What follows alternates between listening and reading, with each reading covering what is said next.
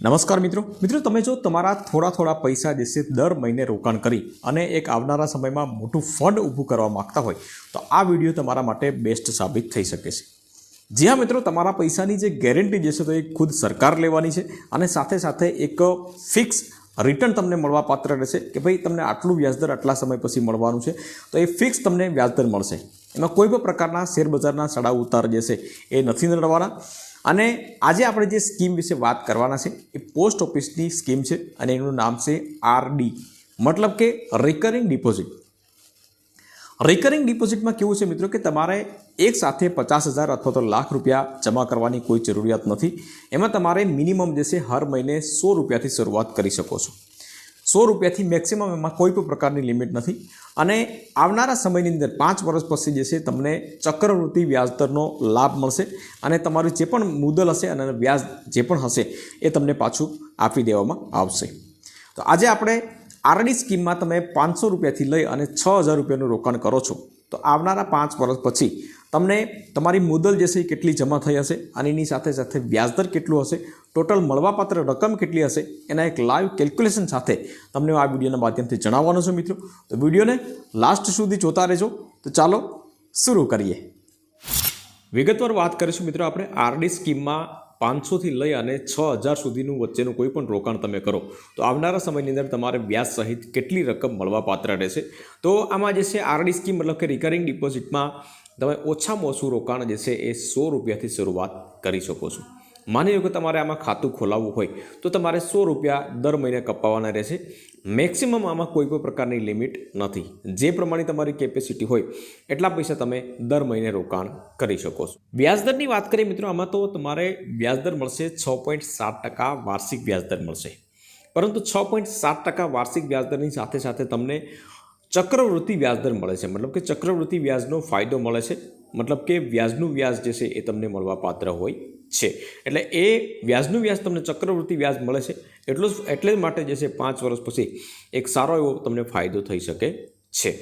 હવે આપણે ઉદાહરણ સાથે આપણે વાત કરીશું મિત્રો કે ભાઈ 500થી લઈ અને 6,000 સુધીની રકમ તમે રોકાણ કરો છો દર મહિને તો એનું કેટલું રિટર્ન મળશે, કેટલું વળતર મળશે, એનું 5 વર્ષનું વ્યાજ કેટલું હશે, 5 વર્ષમાં તમારી કેટલી જમા રકમ હશે અને ટોટલ મળી અને મળવાપાત્ર રકમ જે છે એ કેટલી હશે, તો તમામ માહિતી આપણે હવે કેલ્ક્યુલેશન સાથે આપણે વાત કરીશું। શરૂઆત કરીશું આપણે કે માની લો કે તમારે હર મહિને 500 રૂપિયાનું રોકાણ કરવાનું છે તો 5 વર્ષ પછી એ 500 રૂપિયા તમારા ટોટલ થઈ જશે 30,000 રૂપિયા અને એનું વ્યાજ મળશે તમને 5,681 રૂપિયા અને મળવાપાત્ર ટોટલ રકમની વાત કરીએ આપણે 5 વર્ષ પછી તો 35,681 રૂપિયા તમને મળવાપાત્ર રહેશે। એ જ પ્રમાણે માની લો કે તમારે 1,000 રૂપિયાનું રોકાણ કર્યો છો તો તમારા ટોટલ 5 વર્ષ પછી થશે 60,000 રૂપિયા અને મળવાપાત્ર રકમની વાત કરીએ આપણે તો 71,363 રૂપિયા તમને 5 વર્ષ પછી મળવાપાત્ર રહેશે। એ જ પ્રમાણે તમે માની લો કે તમે 2,000 રૂપિયાનું રોકાણ કરો છો તો 2,000 રૂપિયાની સામે 5 વર્ષ પછી તમારા રકમ જમા થશે 1,20,000 રૂપિયા અને ટોટલ મળવાપાત્ર રહેશે 1,42,725 રૂપિયા, બરાબર। હવે કેટલું વ્યાજ જમા થાય ને એ અહીંયા તમે જોઈ શકો છો, તો એમાં તમે ગણતરી કરી શકો છો। એ જ પ્રમાણે માની લો કે તમે 3,000 રૂપિયા જમા કરો છો હર મહિને તો 5 વર્ષ પછી તમારા કેટલા થશે 1,80,000 રૂપિયા અને 5 વર્ષ પછી 3 લાખના ટોટલ મળીને કેટલા રૂપિયા થશે 1,80,000ના 2,14,088 રૂપિયા થશે। એ જ પ્રમાણે તમે 4,000 રૂપિયાનું રોકાણ કરો છો તો તમારા ટોટલ કેટલા થશે 2,40,000 રૂપિયા અને મળવાપાત્ર રકમની વાત કરીએ આપણે તો થશે 2,85,451 રૂપિયા। એ જ પ્રમાણે તમે માની લો કે તમે 5,000 રૂપિયાનું રોકાણ કરો છો તો ટોટલ તમારા જમા થશે 3 લાખ રૂપિયા અને 5 વર્ષ પછી મળવાપાત્ર રહેશે 3,56,814 રૂપિયા। એ જ પ્રમાણે તમે 6,000 રૂપિયાનું રોકાણ કરો છો તો તમારા ટોટલ જમા થશે 3,60,000 રૂપિયા અને મળવાપાત્ર રકમની વાત કરીએ આપણે તો 4,28,176 રૂપિયા। હવે તમે એમ માનતા હશો મિત્રો કે ભાઈ આ 5,000 એટલે કે 3 લાખ રૂપિયા 5 વર્ષમાં જમા થયા છે, તો 3 લાખની સામે ફક્ત વ્યાજદર જે છે તો 56,000 અથવા તો 57,000 રૂપિયા જ મળ્યું છે, તો એવું તમે મતલબ કંઈ કન્ફ્યુગેશન હોય તો આ 3 લાખ રૂપિયા જે છે જમા થયા છે તો એ એક જ મતલબ કે એફડી એક જ વખતમાં નથી કરેલા આપણે દર મહિને 5,000 રૂપિયા કરી અને 3 લાખ રૂપિયા થયા છે. એટલા માટે એનું 56,000 રૂપિયા જેવું વ્યાજ આવે છે. અને ખાસ કરીને 6.7% લેખે તમે ગણતરી કરો કદાચ તો ઓછું વ્યાજદર તમને એમાં દેખાશે, પરંતુ એમાં વ્યાજનું વ્યાજ મતલબ કે ચક્રવૃત્તિ વ્યાજ મળે છે, એટલા માટે આટલા રૂપિયા જે છે એ થતા હોય છે. તો આ આર્ટિકલ જે છે એની લિંક હું નીચે ડિસ્ક્રિપ્શન બોક્સમાં અથવા તો કમેન્ટ બોક્સમાં રાખી દીધું. તો તમારે પૂરેપૂરો આર્ટિકલ વાંચવું હોય, બરાબર, નિરાતથી ગમે ત્યારે પણ તો તમે વાંચી શકશો. પરંતુ આ વિડીયો એક વખત પૂરો જોઈ લેશું તો તમારે વાંચો તો તમને સરળ રહેશે. ત્યાર પછી વાત કરીએ મિત્રો હપ્તાની ચૂકવણી.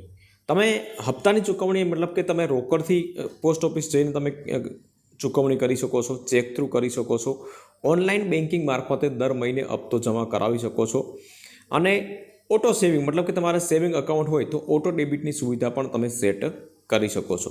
પરંતુ હું તમને સજેસ્ટ કરીશ મિત્રો કે તમારે દર મહિને જે છે આ બધી વસ્તુ ઝંઝટમાં પડવા કરતાં તમે પોસ્ટ ઓફિસ જઈ અને આ ઓટો ડેબિટનું સુવિધા જે છે એક્ટિવ કરાવી દેશો કે ભાઈ મારે દર મહિને 1,000, 2,000 અથવા તો 5,000 રૂપિયા કપાવવાના છે, તો તમારા ખાતામાંથી ઓટોમેટિક જ કપાઈ જશે. એટલે સૌથી સરળ વસ્તુ જે છે આ ઓટો ડેબિટની તમારે રહેશે. ત્યાર પછી વાત કરીએ લોનની સુવિધા. તો આમાં તમારે માની લો કે પૈસા તમે ભરતા હોય ને તમારે ગમે ત્યારે પણ પૈસાની જરૂરિયાત પડી હોય તો તમને લોન પણ મળે છે. આરડી જે છે તો એ તોડાવવાની જરૂરિયાત નથી પડતી. પરંતુ એમાં પણ એક નિયમ છે કે ભાઈ વર્ષ દિવસ પછી અથવા તો 12 હપ્તા પૂરા થયા પછી તમને લોન મળે છે. કેટલી મળશે કે તમારી જમા રકમ જે પણ હશે એની 50% લોન જે છે અમુક પર્સન્ટમાં તમને મળી શકશે. ત્યાર પછી વાત કરીએ કે ભાઈ સમય પહેલાં પૈસા ઉપાડવાની સુવિધા પણ એમાં છે. પરંતુ ક્યારે? તો કે ભાઈ ખાતું ખોલાવ્યાના 3 વર્ષ પછી તમે સમય પહેલાં પૈસા ઉપાડવા હોય તો અમુક દંડ જે છે પેનલ્ટી હોય એ ભરી અને તમે પૈસા ઉપાડી શકો છો. ત્યાર પછી જે છે વાત કરીએ મિત્રો ટેક્સ લાગવાના નિયમો જે છે, તો આમાં તમને જે આરડીમાં જેટલો વ્યાજ તમને મળે છે એ વાર્ષિક વ્યાજ જે છે ઉમેરાય છે તો એ ટેક્સેબલ છે. મતલબ કે તમારો જે ઇન્કમ ટેક્સ સ્લેબ જે છે એમાં આવતા હોય 5%માં 10%, 20% અથવા તો 30% મુજબ તમારે વ્યાજદર પર ટેક્સ ચૂકવવો પડે છે. મતલબ કે ટેક્સ ફ્રી નથી, આમાં ટેક્સ જે છે એ તમને લાગે છે. અહીંયા ટીડીએસની વાત કરીએ આપણે તો માની લો કે નાણાકીય વર્ષમાં મળતું 1 વર્ષનું તમને 40,000 વ્યાજ મળ્યું હોય, સામાન્ય નાગરિક કે જેની ઉંમર જે છે 60 વર્ષથી ઓછી હોય તો એવા લોકો માટે 40,000 વ્યાજ મળ્યું હોય, બરાબર. અને સિનિયર સિટીઝન જે છે તો એ 50,000 કરતાં વ્યાજ વધી જાય વાર્ષિક તો એમાં ટીડીએસ જે છે 10% લાગે છે. પરંતુ તમારી પાસે પાન કાર્ડ ન હોય તો ટીડીએસ 20% કપાય છે. તો ટીડીએસનો બચાવ ઉપાય કેવી રીતના કરવો, ટેક્સ કેવી રીતના ભરવો, આ બધી માહિતી જે છે મેં અહીં આપેલી છે, બરાબર. આ માહિતી તમારે જોતી હશે તો નીચે ડિસ્ક્રિપ્શન બોક્સમાં એની લિંક રાખી દઈશ, તો ત્યાંથી તમે ચેકઆઉટ કરી શકશો મિત્રો. આમાં તમને કોઈ પણ પ્રશ્ન હોય તો તમે કોમેન્ટ કરી શકો છો. બાકી વિડીયો ગમે હોય તો વિડીયોને એક લાઇક જરૂરથી કરી લેજો, શેર કરજો બીજા મિત્રોને. ફરી મળીશું નવા વિડીયો સાથે. ત્યાં સુધી રજા લઈએ.